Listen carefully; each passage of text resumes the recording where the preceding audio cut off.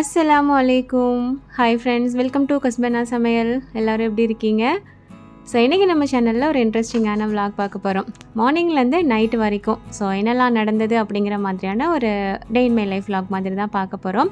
So morning ஒரு 8 மணிக்கே வந்து பார்த்திங்கன்னா கிளம்பி சுரஃபாமாவோட ஸ்கூலுக்கு வந்துட்டு போயிட்டுருந்தோம். ஸ்கூலுக்கு எதுக்கு அப்படின்னா ஓப்பன் ஹவுஸ் வந்துட்டு இருந்தது, எக்ஸாம் முடிஞ்சது இல்லையா, ஸோ பேப்பர்ஸ் எல்லாம் தருவாங்க. சுரஃபாமாவோட டைமிங் வந்துட்டு 11:30 to 11:40 அந்த மாதிரி டைமிங் தான். பட் நாங்கள் வந்து காலையில் 8 மணிக்கே போயாச்சு. ஏன்னா 11 மணிக்கு மேலே போனோம் அப்படின்னா ரிட்டன் வர்றதுக்கு ரொம்பவே டைம் ஆயிரும். ஸோ அதனால் ஹஸ்பண்ட் காலையில் ஆஃபீஸ் போகும்போது நான் விட்டுட்டு போயிடுறேன், நீங்கள் ரிட்டன் டாக்ஸிலேயோ இல்லை மெட்ரோலேயோ வந்துடுங்க அப்படிங்கிற மாதிரி சொல்லியிருந்தாங்க. நம்ம நேரத்தோடு போயிட்டோம் அப்படின்னாலுமே வேறு பேரண்ட்ஸ் யாரும் இல்லை அப்படின்னா நம்மளை வந்துட்டு அலோவ் பண்ணுவாங்க. ஸோ நம்ம வந்து மேம் பார்த்துட்டு பேப்பர்ஸ் வாங்கிட்டு வந்துடலாம். ஸோ அதனால் காலையிலேயே வந்துட்டு கிளம்பிட்டோம்.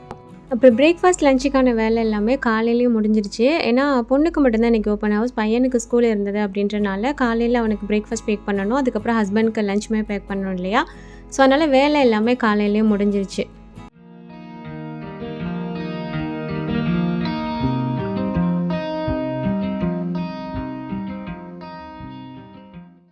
ஸோ கரெக்டாக 8 மணிக்கு கிளம்பி ஒரு 8:15 வந்துட்டு ஸ்கூலுக்கு வந்தாச்சு. ஸோ ஹஸ்பண்ட் வந்துட்டு விட்டுட்டு கிளம்பிட்டாங்க. நானும் சுரஃபாமாவும் தான் ஸ்கூலுக்கு போனோம். ஸோ உள்ளே போயிட்டு மேம் பார்த்துட்டு பேப்பர்ஸ் வாங்கிட்டு கிளம்புற வேலை தான். உள்ளே ஒரு 1/2 hour கிட்ட தான் இருக்கிற மாதிரி இருக்கும். அப்புறம் நிறைய பேர் வந்துட்டு துபாய் ஸ்கூல் பற்றின டீட்டெயில்ஸ் வந்துட்டு சொல்லுங்கள் அப்படிங்கிற மாதிரி கேட்குறீங்க. ஜாயின் பண்ணணும் அப்படின்னா என்னென்ன தேவை, எவ்வளோ வயசு இருக்கணும் அப்படிங்கிற மாதிரிலாம். இது வந்து நான் துபாய்க்கு வந்து பிள்ளைங்களை ஸ்கூலில் சேர்க்கும் போதே அந்த டீட்டெயில்ஸ் எல்லாமே நான் ஆல்ரெடி சொல்லியிருக்கேன். அந்த வீடியோட லிங்க் வேணால் நான் கமெண்ட்டில் வந்துட்டு பின் பண்ணுறேன், தேவைப்பட்டால் செக் பண்ணி பாருங்கள். ஓகே, இங்கே வந்துட்டு பேப்பர்லாம் வாங்கிட்டு அதுக்கப்புறம் நானும் சுரஃபாமாவும் பார்த்திங்கன்னா கிளம்பிட்டோம். ஸோ பக்கத்துலேயே மெட்ரோ ஸ்டேஷன் இருக்கும், ஸோ மெட்ரோவில் போயிடலாம் அப்படின்ட்டு. அண்ட் பக்கத்துலேயே லூலு ஹைப்பர் மார்க்கெட் இருக்கும். ஜஸ்ட் அங்கே கொஞ்சம் நேரம் போயிட்டு சுற்றிட்டு ஏதாவது வாங்கணுன்னா வாங்கிட்டு அப்படியே போகலாம் அப்படிங்கிற மாதிரி தான் போயிருந்தோம். அண்ட் இன்றைக்கி வந்துட்டு சுரஃபாமாவுக்கு மட்டும்தான் ஓப்பன் ஹவுஸ் இருந்தது. பையனுக்கு வந்துட்டு நெக்ஸ்ட் வீக் அப்படின்றனால அதுக்கு தனியாக வேறு போகிற மாதிரி இருக்கும். ஓகே, லூலு ஹைப்பர் மார்க்கெட் வந்தோடனே ஃபஸ்ட்டு என் கையில் மாட்டினது வந்து பார்த்திங்கன்னா இந்த கொடம்புளின்னு சொல்லுவாங்கல்ல, கேரளா சைட்லாம் அதிகமாக யூஸ் பண்ணுவாங்க. நார்மல் நம்ம வீட்டில் புளி யூஸ் பண்ணுவோம் இல்லையா, அதை விட இது வந்து கொஞ்சம் உடம்புக்கு நல்லது அப்படிங்கிற மாதிரி சொல்லுவாங்க. ஸோ அதை வந்துட்டு பார்த்துட்டு அதுக்கப்புறம் மல்லி புதினா வந்துட்டு தேவைப்பட்டதுன்னு சொல்லிட்டு அதை எடுத்துகிட்டு இருந்தேன். அண்ட் அதுக்கப்புறம் பெருசாக ஒன்று இங்கே வந்து வாங்குற மாதிரி இல்லை, ஏன்னா வீட்டுக்கு பக்கத்தில் எல்லாமே ஈஸியாக கிடச்சிரும். ஸோ எதுக்கு இங்கேருந்து தூக்கி சுமந்துட்டு போகணும் அப்படின்றனால ஜஸ்ட் அப்படியே பார்த்துட்டு அதுக்கப்புறம் மேலேயுமே வந்துட்டு போய் கொஞ்சம் பார்த்துட்டு நாங்கள் வந்துட்டு கிளம்புனோம். அப்புறம் காய்கறி பார்க்கும்போது வந்து பார்த்திங்கன்னா இந்த பலாக்காய் வந்து பார்த்தேன். ரீசெண்ட் டைமில் ஒரு சில வீடியோஸில் பார்த்தேன், இந்த பலாக்காய் வச்சு நம்ம பிரியாணி பண்ணோம் அப்படின்னா சேம் மட்டன் டேஸ்ட்டில், அதாவது மட்டன் பிரியாணி டேஸ்ட்லேயே இருக்கும் அப்படிங்கிற மாதிரி நானும் ஒவ்வொரு தடவையும் ட்ரை பண்ணுவோம் வாங்குவோன்னு நினப்பேன். அதுக்கப்புறம் வேணாம் அப்படின்னு சொல்லிட்டு வச்சுட்டு வந்துடுவேன். ஸோ அந்த மாதிரி தான் இன்றைக்குமே வந்துட்டு வாங்குவோமா வேணாமான்னு யோசிச்சுட்டு வேணான்னு சொல்லிட்டு வச்சுட்டு வந்தாச்சு. இன்ஷால்லா ஒரு நாள் கண்டிப்பாக ட்ரை பண்ணி பார்க்கணும். இதுக்கு முன்னாடி நீங்கள் யாராவது ட்ரை பண்ணியிருக்கீங்க அப்படின்னா டேஸ்ட் எப்படி இருந்ததுன்னு சொல்லிட்டு எனக்கு கமெண்ட் பண்ணுங்கள், நான் கொஞ்சம் தைரியமாக வாங்கி பண்ணுறேன்.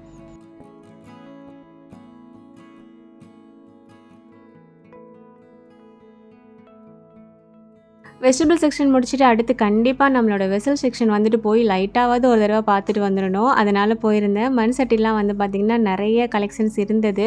பட் ஜஸ்ட் பார்த்தேன், ஒன்றும் வாங்கலாம் இல்லை. பட் ரேட்லாம் வந்துட்டு கண்டிப்பாக ஊரை விட இங்கே ரொம்ப ஹை ரேட்டாக தான் இருக்கும். பட் அங்கேருந்து கொண்டுட்டு வந்து உடஞ்சி போய் அந்த மாதிரிலாம் வர்றதுக்கு நம்ம இங்கே ஏதாவது தேவைப்பட்டதுன்னா 1-2 மட்டும் வாங்கிக்கலாம். அதுக்கப்புறம் சில்வர் பாத்திரமும் கொஞ்சம் அப்படியே பார்த்துட்டு அதுக்கப்புறமா கிளம்புனோம்.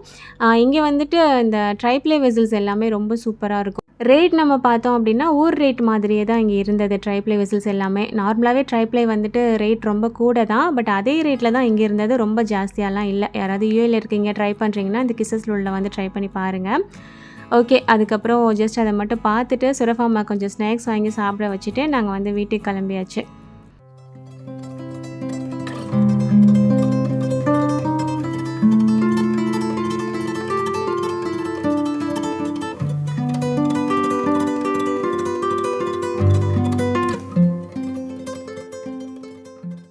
அண்ட் வீட்டுக்கு வந்து கொஞ்சம் நேரம் ரெஸ்ட் எடுத்துட்டு, அதுக்கப்புறம் ஒரு சின்ன சின்ன வேலைலாம் இருந்தது முடிச்சுட்டு, லஞ்ச்லாம் சாப்பிட்டுட்டு அதுக்கப்புறமா தான் வீடியோ எடுக்க வந்து ஸ்டார்ட் பண்ணேன்.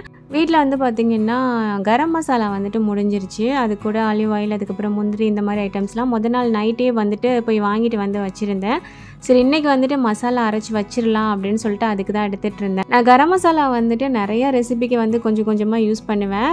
நான் துபாய்க்கு வந்ததுக்கப்புறமா கடையில் உள்ள கரம் மசாலா, பிரியாணி மசாலாலாம் வாங்குறதில்ல. நானே தான் வீட்டில் ரெடி பண்ணுறேன். ஸோ ஆக்சுவலாக இது வந்து பிரியாணி மசாலான்னு சொல்லிட்டு இதுக்கு முன்னாடி நான் வீடியோ போட்டிருக்கேன். பட்டை, கிராம்பு, ஏலக்காய் தூள் அப்படின்னு சொல்லிட்டு. ஸோ அதுதான் இதுக்கு முன்னாடி செய்யும்போது ஒரு தடவை வீடியோ போட்டேன் இல்லையா, அதுக்கப்புறம் இப்போ தான் வந்து நான் பண்ணுறேன். ஏன்னா நான் ரெடி பண்ணும்போதே கொஞ்சம் பல்க் குவான்டிட்டியாக பண்ணி வச்சுருவேன். ஸோ தேவைப்படுறத மட்டும் கொஞ்சமாக எடுத்து வெளியில் வச்சுட்டு மீதியை வந்து ஃப்ரிட்ஜில் வச்சுருவேன். ஸோ ரொம்ப நாளைக்கு ஃப்ரெஷ்ஷாக இருக்கும், அதோட ஸ்மெல் வந்துட்டு அப்படியே இருக்கும். ஸோ இது வந்துட்டு பார்த்திங்கன்னா கொஞ்சம் நிறையாவே தான் நான் அரைச்சி வச்சுக்குவேன். இன்றைக்குமே வந்துட்டு நான் கொஞ்சம் பல்காக தான் அரைச்சேன். ஸோ இதுக்கு பட்டை வந்து பார்த்திங்கன்னா இங்கே வந்து கொஞ்சம் ஹார்டாக இருக்கும் இல்லையா பட்டை, சுருள் பட்டையில் கொஞ்சம் தடிமனாக இருக்கும். அந்த பட்டை வந்து தான் எடுத்திருக்கேன். ஆல்ரெடி இது எப்படி அரைக்கணும் அப்படிங்கிற டீட்டெயில் வீடியோ வந்து நான் போட்டிருக்கேன். இதில் வந்து நான் உங்களுக்கு சிம்பிளாக நான் சொல்லிடுறேன். உங்களுக்கு ஈஸியாக புரியணும் அப்படின்னா, பட்டை வந்து எந்த அளவுக்கு எடுக்கிறீங்களோ அதுக்கு பாதி அளவுக்கு கிராம்பு, பாதி ஏலக்காய் அந்த மாதிரி. அதாவது 100 கிராம் பட்டை எடுக்கிறீங்கன்னா 50 கிராம் ஏலக்காய், 50 கிராம் கிராம்பு அந்த மாதிரி எடுக்கிற மாதிரி இருக்கும். வேறு எந்த ஸ்பைசஸுமே இதில் நம்ம சேர்க்கக்கூடாது. ஜஸ்ட்டு பட்டை, கிராம்பு, ஏலக்காய் இது மட்டும் சேர்த்தாலே போதும். நீங்கள் கரம் மசாலா எதுக்கெலாம் யூஸ் பண்ணுறீங்களோ அது எல்லாத்துக்கும் யூஸ் பண்ணலாம். அண்ட் பிரியாணிக்குமே யூஸ் பண்ணலாம். ரொம்ப ரொம்ப சூப்பராக இருக்கும். மெயினாக தால்ச்சா பண்ணுறோம் இல்லையா, அதுக்கு வந்து கண்டிப்பாக இது வந்து எனக்கு தேவை. ஸோ இந்த 3 பொருள் வந்து பார்த்திங்கன்னா நான் எடுத்து வச்சுருக்கேன். இது அரைக்கணும்னு ஞாபகம் வரும்போது தான் டக்குன்னு ஞாபகம் வந்தது. வீட்டில் மிளகுத்தூள் வேறு முடிஞ்சிருச்சு. ஸோ இது அரைக்கிறதுக்கு முன்னாடி மிளகுத்தூள் அரைச்சி எடுத்துகிட்டு அந்த மிக்சர் ஜார்லேயே இதையும் நம்ம அரைச்சி எடுத்துடலாம் அப்படின்னு சொல்லிட்டு மிளகுமே வந்து பார்த்திங்கன்னா எடுத்தேன். ஸோ மிளகுத்தூள் வந்து நான் எப்பவும் கடையில் வாங்க மாட்டேன், வீட்டில் தான் அரைச்சிப்பேன். பட் அரைக்கிறதுக்கு முன்னாடி கொஞ்சம் லைட்டாக வறுத்துட்டு அதுக்கப்புறம் ஆற வச்சுட்டு அரைப்பேன். ஸோ ஈஸியாக வந்து நமக்கு பவுட்ராகி வரும், ரொம்ப நாளைக்கு ஃப்ரெஷ்ஷாக இருக்கும். ஸோ முதல்ல கொஞ்சமாக மிளகு எடுத்து கடாயில் போட்டு நல்லா வறுத்து எடுத்துக்கிறேன். வறுத்துட்டு நம்ம வந்து மிளகு ஒரு பிளேட்டில் மாற்றினதுக்கப்புறம் அந்த கடாய் வந்து லைட்டாக சூடாக இருக்கும் இல்லையா, லைட்டாக இல்லை நல்லாவே சூடாக தான் இருக்கும். அந்த கடாயில் வந்துட்டு நம்ம பட்டை, கிராம்பு, ஏலக்காய் எடுத்து வச்சுருக்கோம் இல்லையா, அதை வந்து போட்டு நல்லா கொஞ்சம் நேரம் பெரட்டி எடுத்துக்குவேன். ஆக்சுவலாக பட்டை, கிராம்பு, ஏலக்காய் தூள் ரெடி பண்ணும்போது நம்ம வந்து அடுப்பில் வச்சு வறுத்து எடுத்து அந்த மாதிரிலாம் பண்ணக்கூடாது. ஃப்ளேவர் வந்து மாறும் அப்படிங்கிற மாதிரி சொல்லுவாங்க. அதுக்கு என்ன பண்ணுவாங்கன்னா கொஞ்சம் நேரம் நல்லா சுல்லுன்னு வெயில் அடிக்கும் இல்லையா, அதில் வச்சு எடுத்து அதுக்கப்புறமா அரைக்கலாம்.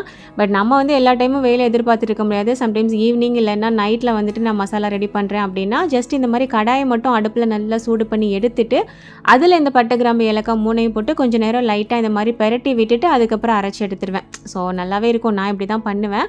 ஸோ இப்போ வந்து பார்த்திங்கன்னா அந்த சூடு வந்துட்டு லைட்டாக அதில் ஏறும். நம்ம தொட்டு பார்த்தோம் அப்படின்னா அது வந்து சூடு தெரிகிற மாதிரி இருக்கணும், அவ்வளோதான். ஸோ முதல்ல வந்துட்டு நான் மிளகுத்தூளை வந்து அரைச்சி எடுத்துடுறேன். ஏன்னா நம்ம கரம் மசாலா அரைச்சிட்டு அதுக்கப்புறம் மிளகு அரைக்கிறோம் அப்படின்னா அந்த மிளகு தூளில் வந்து ஃபுல்லாக அந்த கரம் மசாலா ஸ்மெல் தான் இருக்கிற மாதிரி இருக்கும். ஸோ அதனால் மிளகுத்தூளை வந்து ஃபஸ்ட்டு அரைச்சி எடுத்துடுறேன். இந்த அகரோ கமர்ஷியல் மிக்சர் கிரைண்டரில் வந்து பார்த்திங்கன்னா சின்ன ஜார் வந்துட்டு ஒன்று கொடுத்துருப்பாங்க. இது வந்து ஸ்பெஷலாக மசாலா அரைக்கிறதுக்கான ஜார் தான். ஸோ நல்ல ஃபைன் பவுடராக ரொம்ப சூப்பராகவே வந்துட்டு நமக்கு அரைச்சி கொடுத்துரும். ஓகே, இப்போ மிளகுத்தூள் வந்து பார்த்திங்கன்னா அரைச்சிட்டு ஒரு பிளேட்டில் வந்து மாற்றிட்டேன். அது கொஞ்சம் நேரம் ஆற வச்சுட்டு அதுக்கப்புறமா வந்து பாக்ஸில் போட்டு வைக்கலாம் அப்படின்ட்டு. அண்ட் அதுக்கப்புறமா இந்த பட்டை, கிராம்பு, ஏலக்காய் 3ஐயுமே மிக்சியில் போட்டுட்டு முதல்ல பல்ஸ் மோடில் லைட்டாக நம்ம அடித்து எடுத்துக்கணும். ஏன்னா அந்த பட்டை வந்து பார்த்திங்கன்னா ரொம்ப ஹார்டாக இருக்கிற மாதிரி இருக்கும். ஸோ லைட்டாக பல்ஸ் மோடில் போட்டு அது லைட்டாக அரைப்பட்டதுக்கு அப்புறமா நம்ம வந்துட்டு 1 2 3ன்னு ஸ்பீடு வச்சு நம்ம வந்து நல்லா ஃபைன் பவுடராக அரைச்சி எடுத்துட வேண்டியதான். ஸோ அவ்வளோதான். இப்போ வந்து அரைச்சி எடுத்துகிட்டேன். நல்லா சூடாக இருக்கிற மாதிரி தான் இருக்கும். அந்த கடாய் வந்து எடுத்து வச்சுருந்தேன் இல்லையா, அதிலே கொஞ்சம் நேரம் போட்டு நல்லா ஆற வச்சுட்டு அதுக்கப்புறமா பாக்ஸில் போட்டு வைக்கலாம் அப்படின்னு சொல்லிட்டு எடுத்து வச்சுட்டேன்.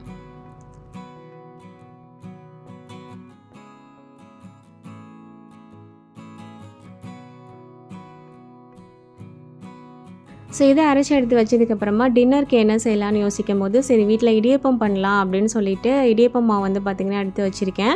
ஆக்சுவலாக இது வந்து டின்னர் டைம், நைட் டைம் கிடையாது. இது வந்து நான் ஈவினிங்கே வந்து இது வந்து நான் ரெடி பண்ணிட்டேன். ஏன்னு கேட்டிங்கன்னா, நான் வீட்டில் இடியப்பம் பண்ணும்போது நான் துபாய் வந்து நான் ஒரு தடவை கூட இடியப்பம் வந்து ஒழுங்காகவே எனக்கு வரலை. ஊர்லலாம் ரொம்ப சூப்பராக பண்ணுவேன், இங்கே வந்து ஒழுங்காகவே வரல. இத்தனைக்கும் எனக்கு அம்மா கொடுத்து விட்ட மாவு தான். ஸோ அம்மா வந்துட்டு ஒரு சில டிப்ஸ்லாம் சொன்னாங்க. இது ஒழுங்கா வராததுக்கு இந்தந்த ரீசன் இருக்கும் அப்படின்னு சொல்லிட்டு. ஸோ அந்த மாவு எல்லாமே பார்த்தீங்கன்னா, ஸ்நாக்ஸ் பண்ணி, புட்டு பண்ணி இந்த மாதிரி தான் நான் காலி பண்ணேன். பட்டர் முறுக்குக்குலாம் அந்த முறுக்கு யூஸ் பண்ணி காலி பண்ணிட்டேன். இந்த தடவை இந்தியா போயிட்டு வரும்போது அம்மா நிறையாவே இடியப்பம் மாவு ரெடி பண்ணி கொடுத்துருந்தாங்க. இடியப்பம் மாவு இன்றைக்கி வந்து பார்த்தீங்கன்னா, நான் கையில் ரெடி பண்ணல, ஸ்டாண்ட் மிக்சரில் போட்டுட்டேன்.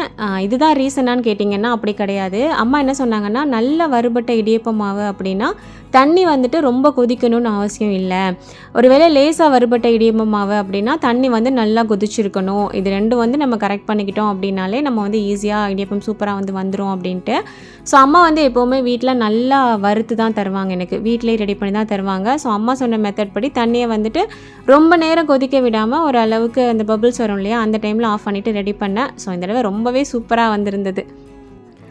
நான் ஈவினிங் டைமில் ரெடி பண்ணதுக்கு ரீசன் வந்துட்டு இதுதான். ஒரு வேளை சொதப்பிருச்சு அப்படின்னா நைட்டு டின்னருக்கு வேறு ஏதாவது பிளான் பண்ணணும் இல்லையா, அதனால தான் ஈவினிங்கே வந்து நம்ம ரெடி பண்ணி வச்சிடலாம் அப்படின்னு சொல்லிட்டு இடியப்பம் ஈவினிங்கே ரெடி பண்ணிட்டேன். அண்ட் இதுக்கு வந்துட்டு தேங்காய் பால் ஊற்றி ஒரு முட்டைக்கறி வந்து பண்ணால் ரொம்ப சூப்பராக இருக்கும். ஸோ அதை தான் ரெடி பண்ணியிருந்தேன் இன்றைக்கி. அதோட ரெசிபியுமே இதில் நான் ஷேர் பண்ணியிருக்கேன். தண்ணியாக இருக்கும் அந்த ஆணம், பட் இடியப்பம் ஆப்பத்துக்கு வந்து ரொம்ப ரொம்ப சூப்பராக இருக்கும். கண்டிப்பாக நீங்கள் வந்து ட்ரை பண்ணி பாருங்கள். ஓகே, நான் இடியப்பம் வந்து பார்த்திங்கன்னா இட்லி பிளேட்டில் தான் ரெடி பண்ணுறேன். ஆக்சுவலாக என்கிட்ட இடியப்பம் பண்ணுற பிளேட்ஸ் இல்லை, அந்த ஸ்டாண்ட் இருக்கும் இல்லையா, அது வந்து என்கிட்ட ஊரில் இருக்குது. பட் நான் எடுத்துகிட்டு வரல.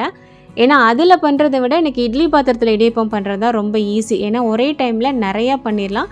ஸோ ஒரு ஈடு ரெடி பண்ணாலே எங்கள் ஃபேமிலிக்கு ஜாஸ்தியாக தான் இருக்கும். ஸோ அதனால் நான் அதை எடுத்துகிட்டு வரல. ஈஸியாக எனக்கு இட்லி பிளேட்லேயே வந்துட்டு ரெடி பண்ணி வச்சுட்டேன். நிறைய பேருக்கு டவுட் இருக்குது, இட்லி மாதிரி நம்ம கும்பலாக ஊற்றணும் அப்படின்னா உள்ளே வரைக்கும் வேகுமா அப்படின்னு சொல்லிட்டு. ஸோ அதையுமே நான் வெந்ததுக்கப்புறம் உங்களுக்கு காட்டுறேன். ஓகே, ஸோ அதை அவிஞ்சு வர்ற கேப்பில் வந்துட்டு நம்ம இந்த பவுடர்லாம் அரைச்சி வச்சுருந்தோம் இல்லையா, ஸோ இதை வந்து பாக்ஸில் போட்டு வச்சிடலாம் அப்படின்னு சொல்லிட்டு போட்டு வச்சாச்சு. அண்ட் கரம் மசாலாமே வந்து பார்த்திங்கன்னா ஒரு பெரிய பாட்டிலில் வந்துட்டு போட்டு வச்சுருந்தேன்.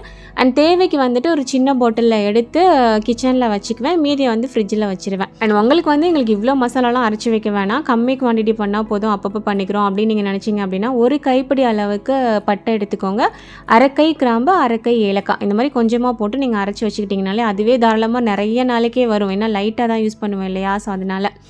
ஸோ அதை வந்து பார்த்திங்கன்னா போட்டு எடுத்து வச்சுட்டேன். இந்த பக்கம் இடியப்பமே வந்துட்டு நல்லா அவிஞ்சு வந்துருச்சு.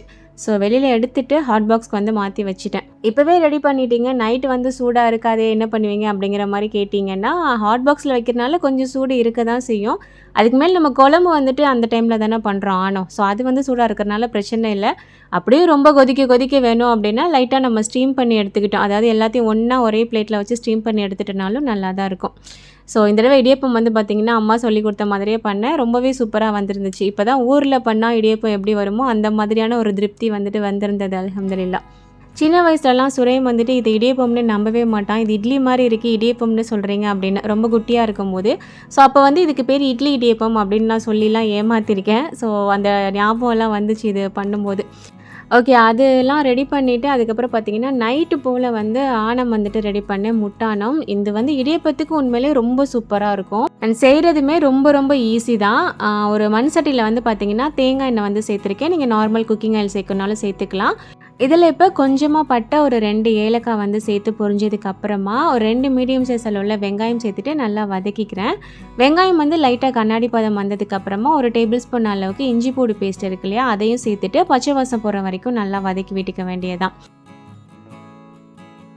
இஞ்சி பூண்டு பேஸ்ட்டோட பச்சை வாசம் போனதுக்கு அப்புறமா ஒரு பெரிய தக்காளியாக ஒரு தக்காளி எடுத்திருந்தேன், சின்னதாக எடுத்திருந்தா 2 எடுத்துக்கோங்க. அதை சின்னதாக கட் பண்ணிவிட்டு கூடவே வந்துட்டு ஒரு பச்சை மிளகாவும் சேர்த்துட்டு நல்லா வதக்கி விட்டுக்கிறேன். தக்காளி வந்து பார்த்திங்கன்னா நல்லா மசியணும். ஸோ மூடி போட்டு கொஞ்சம் வேக வச்சுக்கோங்க. இந்த அளவுக்கு மசிஞ்சதுக்கப்புறமா இதில் வந்து மிளகாத்தூள் இருக்கு இல்லையா, அது வந்துட்டு ஒரு 1.5 டீஸ்பூன் அளவுக்கு சேர்த்துக்கோங்க. அதுக்கப்புறமா மல்லி, ஜீரகம், சோம்பு 3மே சேர்த்து அரைச்ச மசாலா வந்துட்டு நான் ஒரு 2 டீஸ்பூன் அளவுக்கு நான் சேர்த்துக்கிறேன். கூடவே 1/2 டீஸ்பூன் அளவுக்கு மஞ்சள் தூள் சேர்த்துருக்கேன். மல்லி, ஜீரகம், சோம்பு சேர்த்து அரைச்ச மசாலா தூள் உங்ககிட்ட இல்லை அப்படின்னா நீங்கள் வந்து இதை 3மே தனித்தனியாக ஒரு அரை டீஸ்பூன் வர மாதிரி சேர்த்துக்கோங்க. ஓகே, இப்போ இதில் வந்துட்டு ஒரு 1/2 கப் அளவுக்கு மட்டும் தண்ணி சேர்த்து கலந்துட்டு மூடி போட்டு வச்சிடலாம். அந்த மசாலாவோட பச்சை வாசம் வந்து நமக்கு நல்லா போகணும்.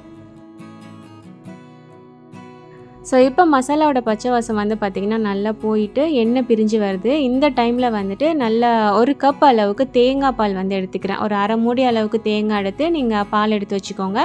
திக்கான தேங்காய் பால், தண்ணியான தேங்காய் பால் அந்த மாதிரிலாம் இல்லை. ஸோ உங்களுக்கு எந்த அளவுக்கு ஆணத்தோட குவான்டிட்டி வேணுமோ அந்த அளவுக்கு நீங்கள் தண்ணி ஊற்றி அரைச்சிக்கலாம். கூடவே இதுக்கு உப்பும் தேவையான அளவுக்கு சேர்த்துட்டு நல்லா மிக்ஸ் பண்ணி விட்டுட்டு நம்ம மூடி போட்டு கொதிக்க வச்சுக்கலாம். இந்த ஆணம் வந்துட்டு திக்காக இருக்காது, இந்த அளவுக்கு தண்ணியாக தான் இருக்கும். ஸோ இட்லி, இடியப்பம், ஆப்பம் இதுக்கெலாம் ஊற்றி சாப்பிட்றதுக்கு வந்துட்டு ரொம்ப நல்லாயிருக்கும். ஓகே, இது வந்துட்டு ஒரு 2-3 மினிட்ஸில் வந்து பார்த்திங்கன்னா நல்லா கொதித்து மேலே வந்து எண்ணெய் பிரிஞ்சு வர மாதிரி இருக்கும். அவ்வளோதான். இந்த டைமில் நம்ம வந்து நமக்கு எத்தனை முட்டை வேணுமோ அதை வந்து ஒரு பவுலில் வந்து உடச்சிட்டு அதுக்கப்புறமா சேர்த்துக்கோங்க. ஸோ நான் வந்துட்டு ஒரு 4 முட்டையிலேருந்து 5 முட்டை வரைக்கும் சேர்த்தேன்னு நினைக்கிறேன். ஸோ சேர்த்துட்டு நம்ம கலந்து விடாமல் அப்படியே மூடி போட்டு வச்சிடணும். ஸோ அது நல்லா கொதிக்குது இல்லையா, அதிலே வந்துட்டு நமக்கு அந்த முட்டை வந்து நல்லா வெந்து வந்துடும். ரொம்பலாம் டைம் எடுக்காது, மேக்ஸிமம் 3 to 4 மினிட்ஸ் அவ்வளோதான். நீங்கள் ஒரு லோ ஃப்ளேமில் வச்சு கொதிக்க வச்சிங்கனாலே போதும், சூப்பராக வெந்து வந்துடும்.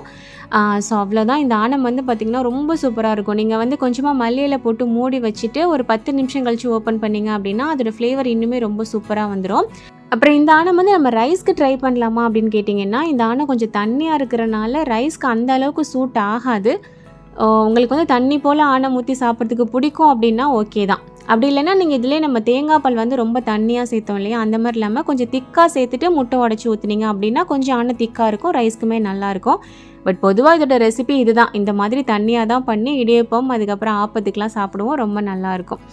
ஓகே, அவ்வளோதான். ஒரு 10 நிமிஷம் கழித்து ஓப்பன் பண்ணேன், ரொம்ப சூப்பராக வந்து இருந்தது.